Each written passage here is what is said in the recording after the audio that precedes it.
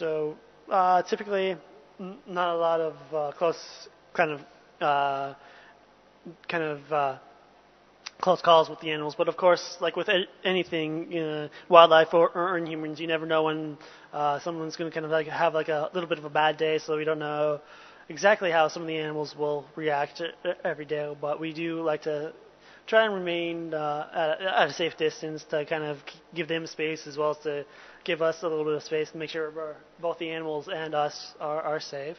As for problems in the with poachers, I'm not too sure about that. I don't think I've heard about any poachers recently, but in the past, I am not too sure. All right. So, but anyways, thank you for your questions.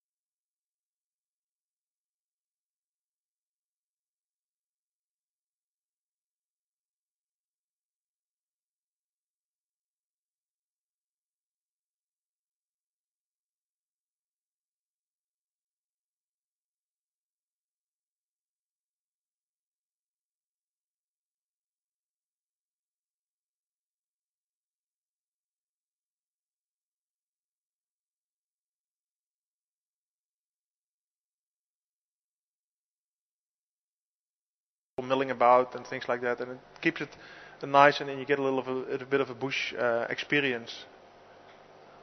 Is there a problem with the sound, or can maybe some people in the chat feedback whether they also have a sound problem, or whether it's just Nala that has maybe a problem on her side? Well, if there's a sound problem, you probably couldn't hear me asking that question, so that's maybe Simon is the smarter one and typing it in the chat. So let's see. Okay, so I guess it's okay now. Yeah, we see the signal. Maybe we just put it up a little bit higher. See if that helps. Yeah, so yeah, for Yatella, it's a fairly most lodges in Sabi-Sense are a relatively small scale in that sense compared to the ones in, let's say, the more open national parks. That's because they cater to a smaller group of tourists, and of course then, yeah, if you have smaller groups, then also that has some consequences. There's lots of people working there and things like that, and still everybody has to get a salary. But it's a great experience if you can afford it. I would say definitely go for it. It's a great experience to stay in a place like that, whether it's and then also, of course, if you stay there, feel free to pop in and come have a look at what we are doing here. We always like it when people come and just meet the people that watch WildEarth and that either went to Juma and then learn about WildEarth, or sometimes the other way around, that know Juma from WildEarth. And then we always are just looking forward to having a chance to talk to them and show them around and find out what their experiences are. When the power was off, well, we had a couple of power outages. Nala wonders what the prices for Yatella are. I would say go to the Juma website, www.juma, that's djuma.co.za, and it has all the information on there. So I would just go to that website. I don't have exact prices on that. something interesting happening at the waterhole, as you can see. It might be the alley that caused all the rockers last night. So yeah, let's see what it does. If it's going to come to the waterhole, it looks like it.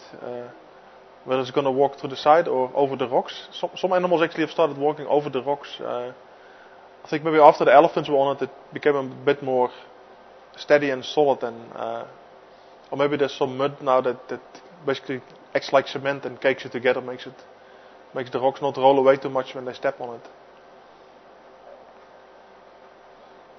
So yeah, let's see let's just watch the elephant for a little bit. Always beautiful to watch them.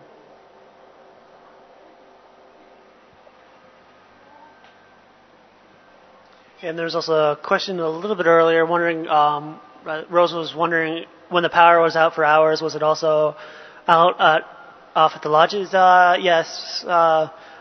Typically, when the power goes out at the lodges, as well as here, which you guys see, it tends to go off at the lodges as well. So that's how we know if it.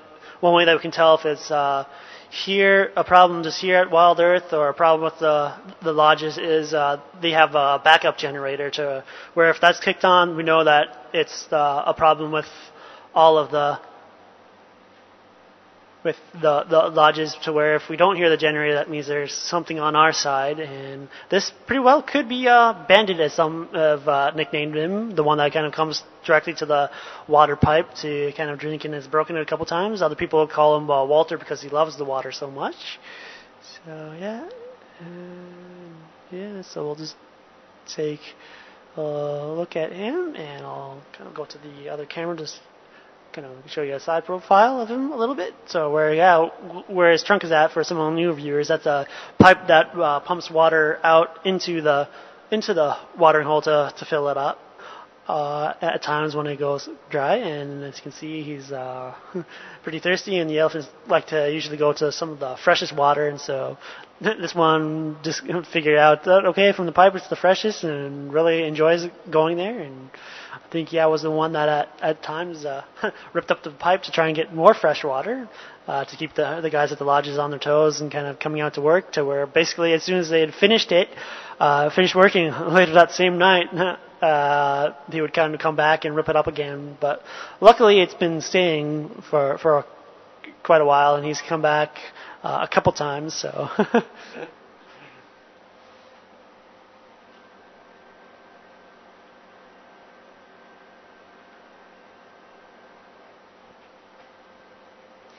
Oh yeah, and someone was kind of mentioning the maps again, noticing that there was a bunch of rivers, usually kind of dried up, and riverbeds, and as you can see one near the FCC, there is a little bit of a drainage line just right in back of Pete's little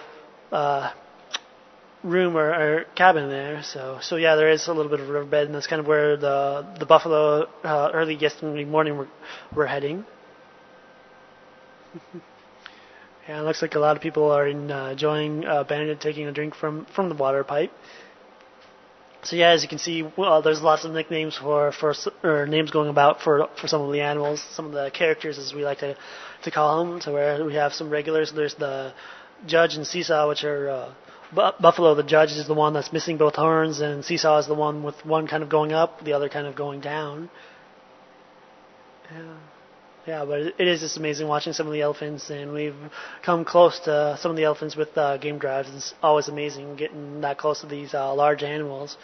And it's amazing also how quiet they are at times. There's really not too much of a sound other than when they're feeding and breaking down trees. It's kind of great, and that sound is a unique sound as well. And there's been a couple times we've been sitting here in the FCC, and just right outside we've heard just large...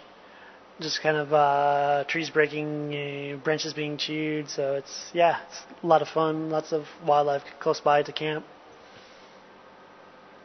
Alright, I'll try and zoom in on the ears a little bit, because the ears are quite fascinating. They actually, alright, maybe not with that camera. I'll try with the other on the side for you guys. But that's one of the ways that they can actually regulate their body temperatures with some of the veins and stuff on their ears. So